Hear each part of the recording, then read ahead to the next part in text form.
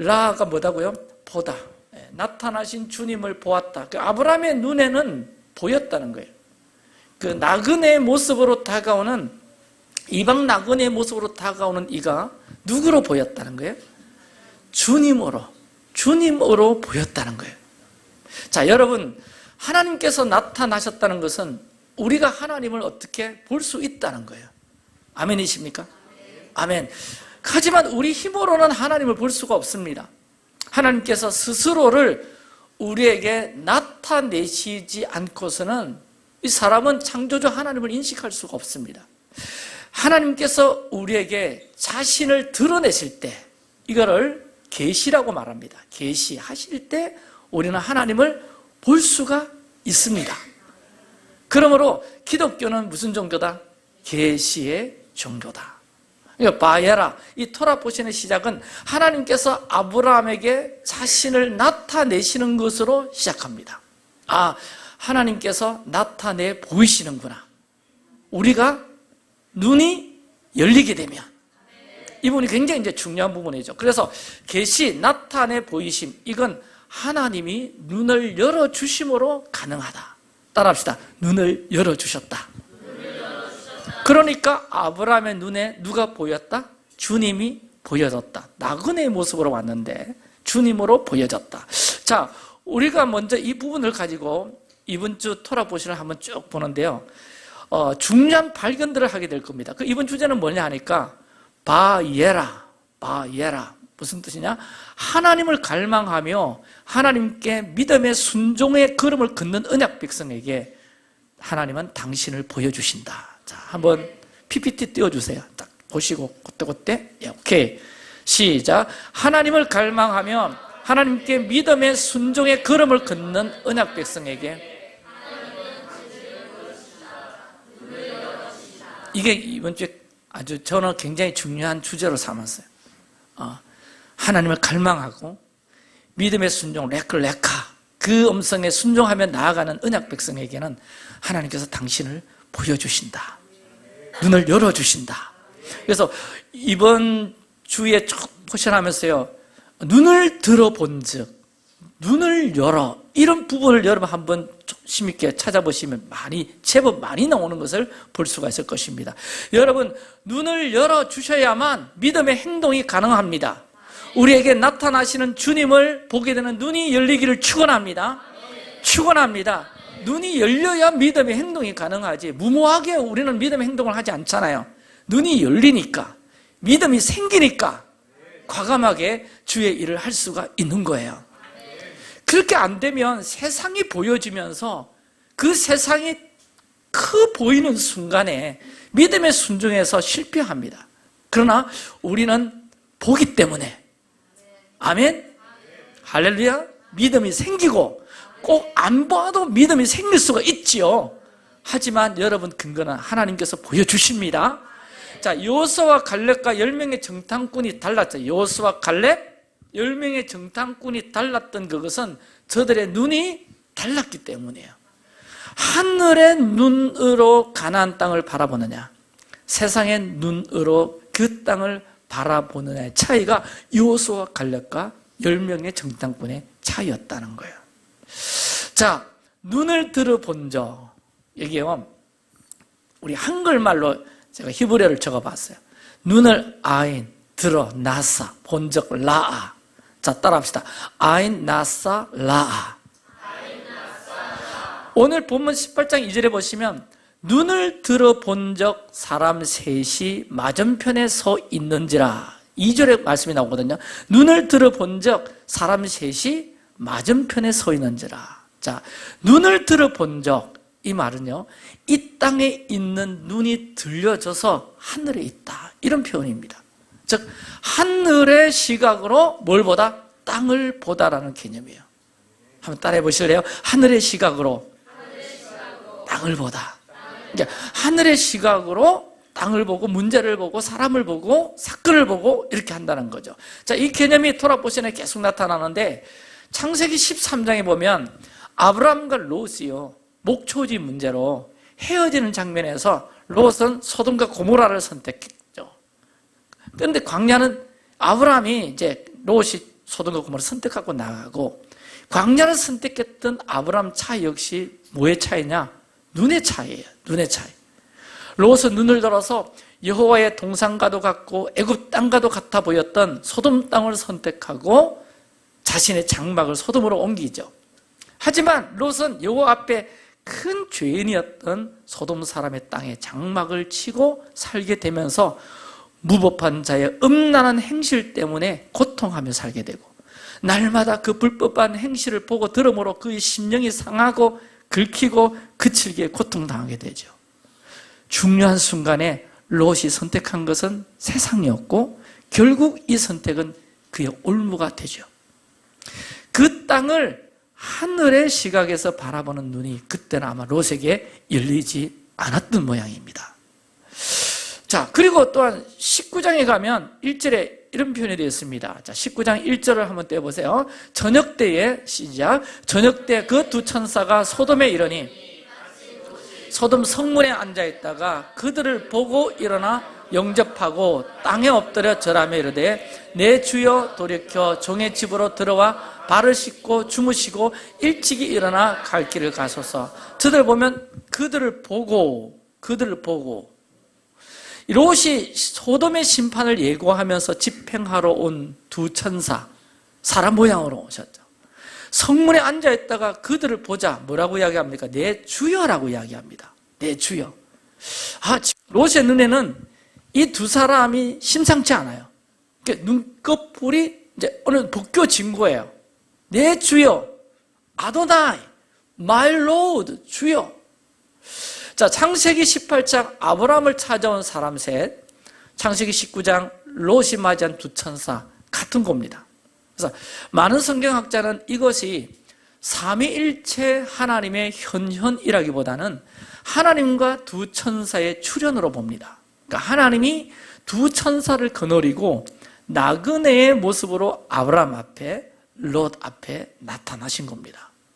성서학자들은 하나님 가운데서도 제2위 성자 하나님의 출현이었을 것으로 다들 말씀합니다.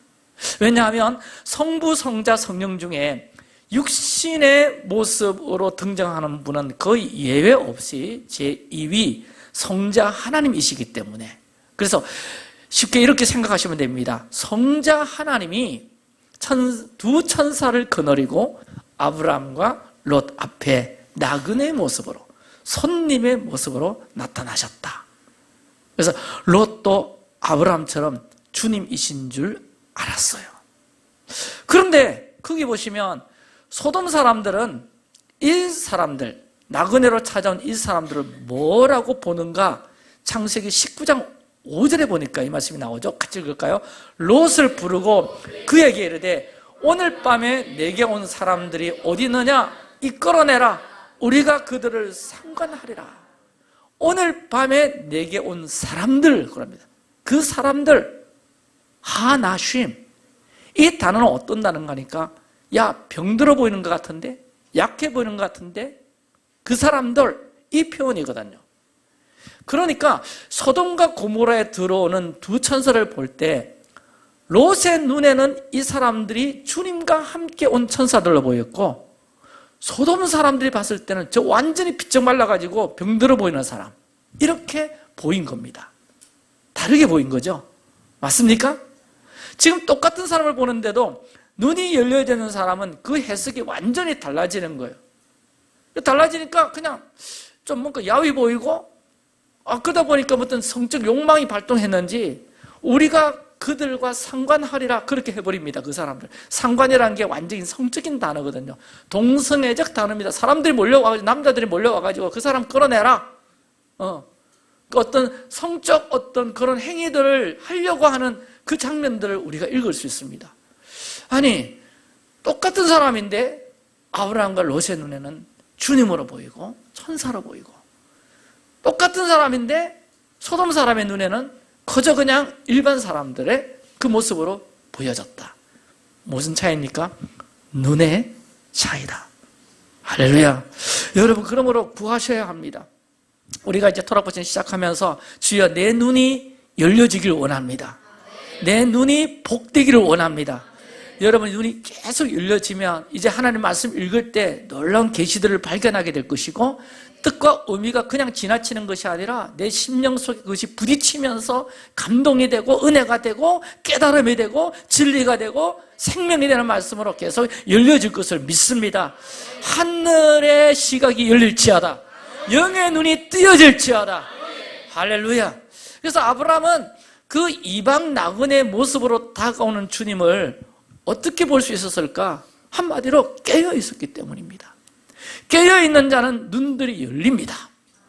아멘. 눈이 열린 사람은 기다리고 준비하는 사람이다. 따라합시다. 깨어 있는 사람은 눈이 열리고, 열린 사람은 기다리고 준비하는 사람이다. 자, 그의 눈에는 주님이 나타났을 때 보이는 건데요. 주님 보이는 건데, 누가복음 12장 35절과 36절에 이 말씀이 있죠. 허리에 띠를 띠고 등불을 켜고 서 있어라. 같이 봅시다. 너희는 마치 그 주인이 호림집에서 돌아와 문을 두드리면 곧 열어주려고 기다리는 사람과 같이 되라. 자, 여러분, 주의 나타나심은 우연히 일어나는 사건이 아닙니다. 기다리는 자에게 반드시 오시는 주님을 만나게 될 것입니다. 우리 교회와 성도들에게 필요한 것은 이 간절한 기다림, 깨어있고 주님을 바라고 주님을 구하며 기다리는 자에게 오늘도 주님이 느껴지실 줄 믿습니다. 보여지게 되는 은혜도 열리게 될 줄 확신합니다. 자, 예수께서 처음으로 성전에 들어오셨을 때 주님을 간절히 기다린 자의 품에 안긴 아기의 모습을 여러분 기억하실 겁니다. 당시 성전에 있던 수많은 사람들은 당연히 그 아기가 메시아인 줄 몰랐습니다. 그런데 그 속에서 시므온과 안나라고 하는 두 사람은 그 아기를 보고 주의 나타나심을 보았어요. 할렐루야. 아이 나살라가 일어난 거죠. 그래서 그 아기를 안고 기뻐하면서 찬송하며 축복하죠. 그들은 일평생 기도하면서 주님의 오심을 기다렸던 사람이고 깨어 있었던 사람이고, 아멘. 그러므로 그 아기가 메시아로 보였던 겁니다. 깨달았던 겁니다. 그래서 주님의 오심을 보기 전까지 나는 죽지 않을 것이다 라고 약속을 받았던 사람들이 그 사람들인 거죠. 자, 여러분은 주님의 오심을 기다리십니까? 기대하세요. 기다리고 계십니까? 여러분, 이 종말론이라고 하는 것, 주님이 다시 오시는 그 재림의 이야기는 이제 교회가 재림 이야기 별로 좋아하지 않아요. 기다리지 않는 이야기들이 되어버렸습니다. 소수의 이단들만 좋아하는 이야기처럼 재림 이야기가 그렇게 되어버렸어요. 아닙니다. 여러분, 우리는 다시 이것을 되찾아야 합니다. 주님이 우리에게 다시 오신다는 것, 곧 재림에 대해서 기대하시면서 기다리고 또 오실 주님을 맞이할 실제적인 준비를 해야 될 줄 믿습니다. 우리 세대 오실지 다음 세대 오실지 곧 오십니다. 할렐루야. 이스라엘과 이방의 교회가 함께 마음의 할례를 받고 그리스도를 머리로 모신 채 고이 가도를 이루는 것, 마지막 때 주께서 이 땅의 교회를 기도의 집으로 다윗의 장막으로 준비해서 천상의 장막 안에서 신부를 탄장시키는 것, 주의 나타나심을 기다리고 준비하는 실질적인 일인 줄로 믿습니다. 그러므로 여러분이 귀해요. 그래서 우리 리빙처치와 부경기도집이 귀한 거예요. 왜?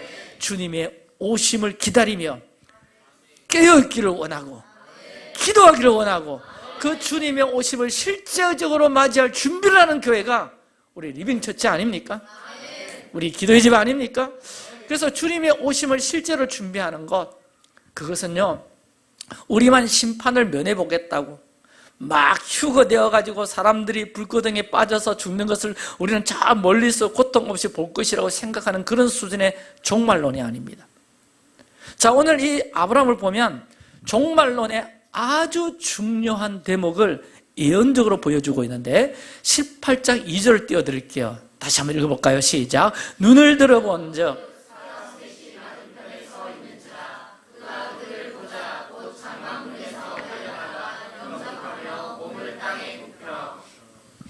자, 눈을 들어본 적 사람 셋이 맞은편에 있는데요, 그들을 보자 곧장 장막으로 달려가 영접하고 몸을 땅에 굽혀 완전히 땅바닥에 엎드려서 그 경배하는 모습이 있는 이야기인데, 여러분 고대에 이 아브라함 시대 중근동 사회에서는 이방인들을 굉장히 위험한 존재로 취급을 했고, 특히 나그네들을 잔인함으로 대하는 게 그때 당시의 풍조였습니다.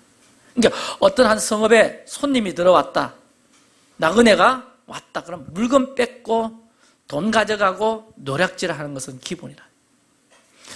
제가 야살의 책에 보니까 당시에 소돔 시대 때에 나그네들을 어떻게 대했는가 이런 얘기도 나오더라고. 너무 끔찍한 얘기인데요. 딱 성문 앞에 침대를 딱 만들어 놓고 가령 170cm짜리 침대 같은 걸 딱 두고는 성에 들어온 이방인 나그네 딱 들어오면요, 딱 잡아가지고 그 침대 눕힌대. 그러니까 170cm 자기들이 만들어 놓은 그 침대하고 키에 높이 딱 맞으면 통과. 이것보다 작으면 머리 잡고 다리 잡고 막 늘린대요. 어떻게 되겠어요, 여러분? 만약에 크다 그러면 막 접혀서 일반 죽이는 거죠, 그냥. 작으면 노리고 크면 어떻게 한다? 네, 막 어떻게 접는지, 만약 현동집사님 같으면 다른 성읍에 가면 골치가 아플 것 같습니다. 그 얼반 죽이는 거예요, 얼반. 그러니까 이 나그네에 대한 잔인함이 그 시대에는 풍조였다는 거예요. 자, 이런 문화를 가진 그 땅에 찾아온 새 나그네가 아브라함의 눈에 보였어요. 어떻게 해요? 아브라함 달려갑니다. 당시에 있을 수 없는 풍경입니다. 그때 또 아브라함은 할례받은 직후였거든요. 불편하잖아요. 그 몸 아랑곳하지 않고 달려가요. 물론 눈이 열렸어도 그렇겠지만 아브라함은 자신의 처지나 상태를 개의치 않습니다. 사실 이게 중요한 게, 상황과 처지에 따라서 주님을 영접하거나 또 영접치 못하게 되는 일이 생기면 주님을 영영 못 만날 수도 있잖아요. 내 지금 상황이 안 된다고 해서 내가 주님을 맞이할 수 없다고 한다면 이것보다 불행이 어디 있겠습니까? 상황과 처지에 관계없이 우린 주님을 영접할 준비를 해야 됩니다. 우리는 항상 바쁘잖아요. 항상 부족하잖아요. 많이 버는데도 부족해요. 그렇죠? 시간도 항상 부족해요. 내 고통이 너무 극심해서 누구를 영접하고 대접할 여유가 잘 없는 경우가 많습니다. 그런데 아브라함은 언제나 이런 상황일지라도 달려나갈 준비가 돼 있었다. 최악의 상황에서도 영접할 수 있는 사람이 되시길 축복합니다. 자, 그리고는 아브라함은 주님께 안식을 구하죠. 18장 3절에 보니까, 자, 이르되 내 주여, 시작 읽읍시다. 이르되 내 주여,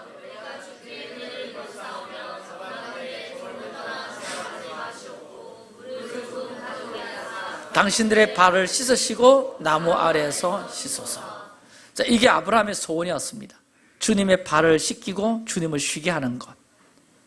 우리가 주의 처소가 된다는 것은, 교회가 주님의 처소로 그렇게 지어져 가고 완성되어져 간다는 것은 주님을 쉬게 하는 그러한 역할을 하게 되는 것이죠. 자, 우리가 예루살렘의 평안을 구하고 나라의 평안을 구하고 이 도시를 축복하고 다음 세대들이 일어나기를 기도하고 말씀으로 준비시키고 밤낮으로 깨어서 주님을 맞이할 기도의 집으로 준비하는 것은 주님의 발을 씻고 쉬게 하는 겁니다. 그게 주님을 쉬게 하는 그 일이에요. 그래서 우리가 나그네를 영접하고 죽게 하듯 대접하는 것이 종말론에 어떻게 보면 아주 중요한 핵심입니다.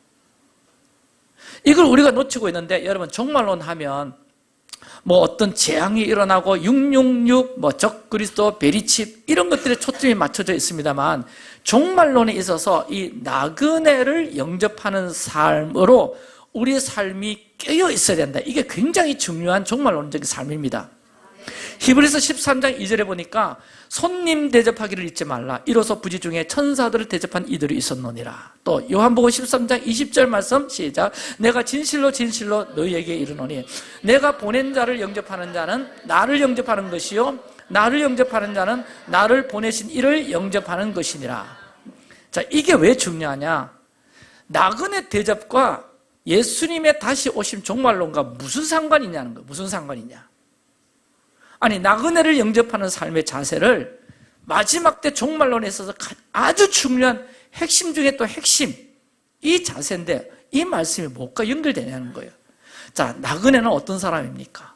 나그네는 외부인이고 이방인이고 불청객이고 시대에 따라 나그네에 대한 잔인함이 있잖아요. 그렇기 때문에 우리의 삶은 어떻게 보면 나를 지키기 위해서, 자기를 지키기 위해서, 자기 보호를 위해서 나그네들을 배척해야만 하는, 이방인들을 배척해야만 하는, 불청객들을 배척해야 하는 우리 삶이 있는데, 그 삶의 자세에서 빠져나오라. 그렇게 외인들을 영접하지 못하면 우리에게 찾아오시는 주님을 영접하지 못하게 되고, 내 것을 지켜야 되겠다는 생각이 중심의 자리에 딱 차지하게 되면 주님이 우리 중심에 들어오시지 못한다는 거예요. 그러니까 나그네를 영접하는 삶은, 한번 따라합시다. 자기를 내어주는 삶. 한번 더 따라, 자기를 비우는 삶, 섬기는 삶, 드리는 삶이기도 하죠. 자기 삶을 지키고 유지하는 것에 무게를 두지 않고 영접하고 섬기고 내어주는 것에 삶의 무게, 사역의 무게를 두라는 거예요. 아멘. 배척하고 거부함으로 내 것을 꽉 지키는 삶이 아니라, 왜? 나그네들 대접해야 되잖아요. 때로는 방도 내줘야 되잖아요. 돌봐도 드려야 되잖아. 나그네들 먹을 것도 제공해야 되잖아.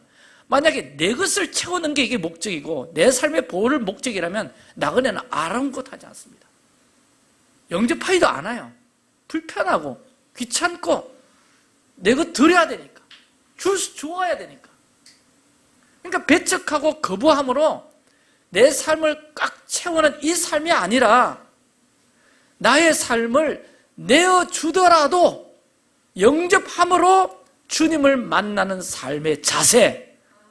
할렐루야. 이게 마지막 때 우리 자세여야 한다는 것입니다. 자, 여러분, 우리 좀 쉽게 우리 교회를 적용해 봅시다. 기도의 집 예배 섬기려면 어떻게 해야 됩니까? 나 이 교회 왔더니 기도의 집 한다더라. 어쩌면 이 기도의 집이 여러분 삶의 불청객일 수 있어요. 나 그거 그렇게 원하지 않았어요. 나 잘 몰랐어요. 근데 이 교회 와다 보니까 언뜻 기도의 집이 이제 막 열리고 있어. 자, 기도의 집 예배하려면 시간 내야 돼. 시간 내기 위해서는 우리 교회는 양산에 사는 보다 또 김해나 부산에 사는 분들이 많기 때문에 멀리서 오고, 또 차도 타고 오고, 뭐 지하철도 타고 와야 되고, 시간으로 따지면 반나절 걸리는 분도 계셔요. 준비도 하고 그렇게 날아가 버립니다. 만약에 내 삶을 지키고 보호하고 유지하는 것에 중심을 두면 그 기도의 집의 예배 시간이 아까운 거예요. 차라리 그 시간에 내 운동을 하지, 그 시간에 뭘 배우지. 그러니까 나그네를 섬기는 이 영성, 마지막 때 영성을 없으면 여러분 기도의 집 섬기기 어렵습니다. 자, 우리가 다음 주 버스킹 나갈 텐데, 우리가 이 도시를 기도와 예배로 섬기자는 것, 이거 나그네 섬김 정신이거든요. 마지막 때 영성이거든. 할렐루야. 아니, 이 도시하고 나하고 무슨 상관이 있어? 난 저 김에서 오는데 뭐 양산을 축복하자고. 일종의 양산은 여러분 삶에 김에 사는 분들은 나그네일 수 있어요. 불청객일 수 있잖아요. 부산 분들 뭐 양산을 계속해서 뭐 어떻게 한다고? 그건 다 별로 상관없어. 그렇게 할 수 있잖아요. 뭐 가야진사 가서 예배한다고 뭐 여기서 예배하면 되지. 뭐 그까지 시간 들어서 또 차 기름 아깝고 한 40분 또 왔다 갔다 한 2시간 넘게 걸려요. 예배하고 그러면 다음 주. 그 다 뭡니까? 내 삶을 지키고 보호하고 그런 어떤 삶의 중심에 있으면 이 도시를 그렇게 기도로 파수하고 이 도시 악한 영향력들을 끌어내고, 할렐루야? 그런 것 하기가 어렵습니다. 힘들어요. 아니, 지금 내 삶 의식주 구하기도 바쁜데, 내 은혜 구하기도 바쁜데, 뭐 이 도시를 축복하느니, 그런 영성이 안 들어온다는 거예요. 여러분, 초대교회에서는 외부인을 성도로 받아들인다고 하는 것은 어떤 곳에서는 목숨을 내어주는 일과 같은 일이었다고 합니다. 자, 여러분, 우리는 죽음이 온다 해도 예배와 기도를 멈추지 않아야 합니다. 어떤 핍박이 온다 할지라도 기도의 집 예배를 포기할 수 없어요. 아멘. 매일 말씀을 마음에 새기고 하나님께 말악하는 삶 멈출 수 있나요, 없나요? 있나요, 없나요? 없습니다. 이게 우리 종말론입니다. 할렐루야. 그래서 아브라함은 불쑥 찾아온 그 이방인에게 정말 어떻게 되느냐, 굉장히 섬기는데 부유했습니다. 인색하지 않았어요. 넘치도록 섬긴 거죠. 자, 그 나그네들을 18장 6절에 보면 아브라함이 급히 장막으로 가서 사라에게 이르되 속히 고운 가루 몇 스아? 세 스아를 가져다가 반죽하여 떡을 만들라 그럽니다. 그러니까 밀가루 세 스아가 어느 정도, 세 스아가 어느 정도 분량이냐면 그 나그네를 섬기는데 세 스아가 제가 사진 찾아보니까 20kg, 그러니까 밀가루 한 포대를 말아. 한 포대, 20kg짜리 한 포대, 한 포대로 빵을 만들라라고 막 사라를 막 다그쳐요. 그러면 고운 가루 세 스아는요, 사무엘상 25장에 보니까 그 젊은 장정들 400명이 나오는데 400명을 먹이는데 밀가루 5스아를 가지고 만들거든요. 그러니까 세 스아는 적어도 몇 명분이다? 200에서 300명분에 해당되는 거예요. 그렇게 넘치도록 준비하라. 아니, 단 3명 먹으면 되는데 수백 인분을 지금 준비하라. 그것뿐입니까? 가축 우리로 쫓아가자 하고 있는 송아지 잡아, 제일 좋은 거 송아지 잡아가지고 안심떡, 등심떡, 갈비살떡 짝짝짝 발라내. 그래가지고 맛있는 소고기 요리, 송아지 요리 아주 풍선 200명, 300명의 빵을 준비해가지고 이거는 충분하다를 넘어서서 어떻게 보면 과잉이고 어떻게 보면 과소비 같고 너무 넘치도록 섬기는 아브라함의 모습을 볼 수가 있습니다. 여러분, 이 천사들이 나중에 롯을 방문하잖아요. 그때 롯이 내놓는 것 한번 비교해 보실래요? 롯은 무교병 몇 조각이었습니다. 이게 롯과 아브라함의 차이예요. 절대 인색하지 않아요. 무슨 얘기면 굉장히 도전적인 얘기예요. 우리가 주님을 섬기고 마지막 때 준비하는데 내 거 지키려고 아둥바둥 하지 말고 내어놓는 삶, 자신을 내어놓는 삶, 드리는 삶, 섬기는 삶, 바라크 예배하는 삶, 할렐루야, 주님을 송축하는 삶, 인색하지 않아야 된다. 더 넘치도록 할렐루야. 뭐 이런 마음 있으면 좋겠어요. 아, 내게는 25시간이 필요합니다. 예배하기 위하여 할렐루야. 막 이렇게 그리고 드리고 싶어요. 26시간도 드리고 싶어요. 막 이렇게 할렐루야. 이게 아브라함의 마음이에요. 눈이 뜨여진 자, 깨어있는 자, 마지막 때를 살아가는 우리의 영성이어야 된다는 거예요. 그래서 예배하고 토라 읽고 기도하고 막 그러는데 아이고 시간 아까워, 그럴 수가 없습니다. 주님을 예배하고 섬기는 거 절대 아까워하지 않기를 축원합니다. 축원합니다. 네, 막 섬긴다 그러면, 예배한다 그러면 나도 한 자리 낄 데가 없을까 막 이렇게 나와야 되는 거예요. 이게 우리 마지막 때의 영성인가. 할렐루야. 예배한다 바락하는 그 자리, 예배하고 기도하는 그 자리, 할렐루야, 섬기는 그 자리. 자, 여러분 따라합시다. 하시드. 이 유대 랍비들의 책 탈무드에 보면 어떤 사람이 정말 의로운 사람인가에 관해서 중요한 교훈을 주고 있는데 4종류의 사람이 있다고 합니다. 탈무드는 첫 번째로 네 것과 내 것 정확하게 구분하는, 네 것은 네 것이고 내 것은 내 것이다. 이게 베이노딧의 형이에요. 베이노딧. 그러니까 내 것은 내 것이니까 내 시간 뺏지 마. 내 시간 관여하지 마. 교회 공동체, 요즘도 교회가 지금 베이노닛으로 굉장히 이 분위기가 돌아가고 있어요. 나 바빠요. 내가 시간 나면 할게요. 시간 나면 봉사할게요. 이런 형이죠. 둘째로는 세속적인 생각으로만 가득 차 있는 암하레츠가 있대.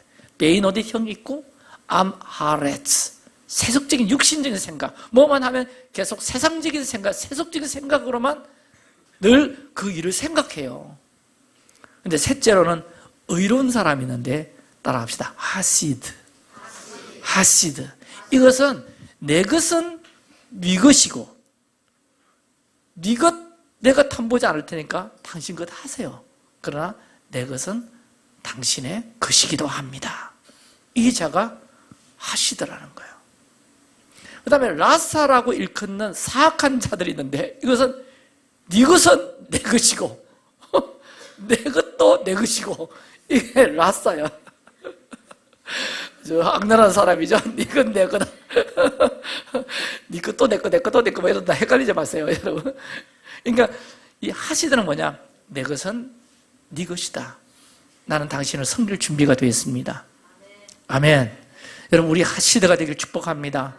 우리 공동체에 어떤 분이 아프시다 그러면 나는 그 집사를 위해서 기도로 섬길 준비가 되어 있는 거예요. 중보할 준비가 되어 있는 거예요. 할렐루야. 아멘. 우리 셀 리더가 예배합시다 그러면 4시간 있지만 그 4시간을 잘라서 우리 셀에서 한번 예배해 봅시다. 그게 같이 들을 줄 알고 마음을 합할 줄 알고, 할렐루야. 이게 하시드의 삶 아니겠어요? 우리가 정말 주의 자녀라면 주님이 기뻐하시는 의인 하시드가 되어야 됩니다. 자신의 가진 것이나 배운 지식을 다른 사람들과 함께 나누며 공유하는 삶, 이 나그네와 같은 불청객 같은 주님을 섬기는데 인색하지 아니하고 전적으로 내어드리는 삶, 하시드. 우리 교회가 마지막 때를 준비하는 의인의 삶이기를 축복합니다. 축복합니다. 자, 그래서 아브라함이 의인이라고 일컫는 이 아브라함 보세요. 그 뒤에 소돔 성의 심판을 듣고는 그 불의한 도시를 용서해달라고 중보하지 않습니까? 소돔하고 아브라함하고 상관이 없을 수도 있어요. 물론 롯이 그 안에 살기 때문에 그런 마음도 있겠지만 세상의 타락과 죄악상을 보고는 주여 이 도시를 살려주세요. 살려주세요. 그 마음을 보신 주님은 아브라함을 의로운 자, 곧 하시드로 인정하신 것이죠. 여러분, 지금이 마지막 때예요. 바야라, 하나님의 나타나심을 우리가 왜 기다리는가? 하나님께서 이 땅 가운데 심판을 주러 재림하러 오십니다. 재림은 심판입니다. 할렐루야. 우리는 간구해야 됩니다. 심판이 임할 텐데 주여 이 사람들 그 심판에서 면하게 해주십시오. 이걸 막았을 자로 우리를 하나님께서 이 마지막 때 이 세상 가운데 우리를 두신 것이고, 여러분들이 사는 지역과 이 도시와 이 대한민국 땅에 우리를 그렇게 두신 거예요. 그들을 살려달라고, 대신 울며 간구하는 생명의 의미와 같은 교회가 되라고 우리를 여기로 부르신 줄 믿으시기 바랍니다. 할렐루야. 그래서 우리가 이 도시를 위해서 중보하는 거예요. 나를 위해서 중보하는 거예요. 여러분, 하나님의 방문을 맞이할 때 저 세상 사람들은 보지 못해도 우리는 봐야 합니다. 우리는 봐야 되고, 또 하나님은 사람들을 통해서 말씀하시고 나타내실 때가 종종 있습니다. 여러분, 주변에 있는 하나님의 사람들을 존중하세요. 그 사람들이 하는 얘기들을 여러분 잘 들을 줄도 알아야 됩니다. 할렐루야. 바야라, 주님의 나타나심을 보라. 근데 무엇보다도 내 안에서 늘 나타나시는 주님이 있습니다. 나에게 때마다 일마다 말씀으로 나타나시는 그 주님을 아인 나사 라 볼 줄 알아야 됩니다. 예수님께서는 나에게 절대 말씀하지 않는 것 같아요. 그러니까 자신에게는 나타나지도 않으시고 말씀하시지도 않는다라고 말하는 사람이 있는데, 아니에요. 예수님 큰 소리로 부르고 나타나실 때가 있어요. 예수님께서 큰 소리로 말씀하시는데 우리가 못 들을 뿐이지. 자, 여러분 마음에 예수님의 말씀이 있습니까? 한 번씩 원수를 용서해라, 사랑하라, 그 말씀이 여러분에게서 간혹 들리세요? 범사에 감사하고 쉬지 말고 기도하고 항상 기뻐하라, 그 말씀이 있습니까? 자기를 부인하고 자기 십자가를 지고 나를 따르라, 그 말씀이 있나요? 교회 오니까 내 집은 만민이 기도하는 집이라, 예수님이 하신 말씀이 있습니까? 만약에 들어본 적이 있었다면 주님은 크게 말씀하신 것입니다. 그 말씀은 주님의 나타나심으로 오는 울림인 거죠. 울림. 여러분, 어떤 큰 걸음이 있을 때 울림이 있잖아요. 우리 속에 계시는 주님이 울림으로 나타나셔서 크게 말씀하신 거예요. 그럼에도 감사하라, 범사에 감사하라, 기도해야지, 기뻐해야지. 자기 부인해야 되는데 내가 부인이 안 돼가지고, 내가 부인이 안 되고 이렇구나. 여러분, 주님께서 나타나심의 울림으로 일어난 소리거든요. 여러분 들어본 적이 있었다면 주님은 크게 말씀하신 것이고 그 말씀은 주님의 나타나심으로 오는 울림인 거죠. 울림. 우리 속에 계시는 그 주님이 울림으로 나타나셔서 그렇게 말씀하신 거예요. 그러나 그 말씀을 품지 않으니까, 새기지 않으니까 우리가 예수님의 음성을 듣고도 듣지 못한 것처럼 살고 있는 거예요. 왜? 온통 세상에 정신이 팔려 있으니까. 주님이, 내 안에 계신 주님이 울림으로 나타나셔서 오늘도 말씀하시는데도 여러분 못 듣고 있다면 우리가 관심이 지금 딴 데가 있다는 거예요. 사랑하는 여러분, 그래서 이 모든 이런 시선 처리, 눈을 어디에 두느냐, 이게 굉장히 중요합니다. 내 눈을 어디에 두고 어떤 선택의 기준을 어디에 두느냐, 그게서 시작됩니다. 여러분, 우리 눈이 복된 눈이 되기를 소망합니다. 똑같은 일을 바라봐도 하나님의 뜻을 볼 수 있는 눈이 되기를 소망하고, 막 세상 사람들은 막 힘들고 어려운 일을 하더라도 그것을 하늘의 시각으로 해석되어지기를 축원합니다. 할렐루야. 이번 주 여러분 토라포션 하면서 눈을 들어보다에 여러분 주목하시면 창세기 21장 19절에 보니까 하갈의 눈을 하나님께서 밝히시는 장면이 나옵니다. 눈을 들어 안 보이다 하나님께서 눈을 밝히시니까 광야에서 물 없어가 죽어가는 그 장면에서 하나님께서 샘물을 발견하게 하십니다. 할렐루야. 또 창세기 22장에 가보면 아브라함의 눈을 들어본 적 이렇게 나옵니다. 아이는 라합니다. 이삭의 번제하는 장면에서 눈을 들어본 적, 눈을 들어보니 하나님의 뜻이 뭔지 알게 되고 번제할 어린 양을 영의 눈으로 보게 되는 일을 여러분 깨닫게 될 겁니다. 아브라함은 보았어요. 번제할 양이 어디 있나니까 눈을 들어 보았다니까. 저기 있구나. 이삭에게 넌 지금 보지 못하지만 하나님께서 보게 하실 거야. 그러면서 이삭을 데리고 모리아산으로 가는 장면이 있습니다. 아멘. 할렐루야. 너무나 놀라운 일입니다. 그래서 여러분의 눈이 복되기를 바라고, 우리 리빙 공동체의 눈이 정말 뜨여지기를 바라고, 하늘의 시각으로 세상을 바라보는 눈이 되기를 바라고, 그리고 그 눈이 들려진 자, 깨어있는 자이기 때문에 종말론에 주님의 오심을 준비하고 영접하는 마땅한 자예요. 우리가 어떤 자세로 주님의 오심을 맞이할 것이냐, 아브라함의 이야기를 통해서 우리는 귀한 것을 발견하게 됩니다. 그래서 우리가 오늘 이렇게 좀 기도하면 좋겠어요. 우리 예배팀 앞으로 나오세요.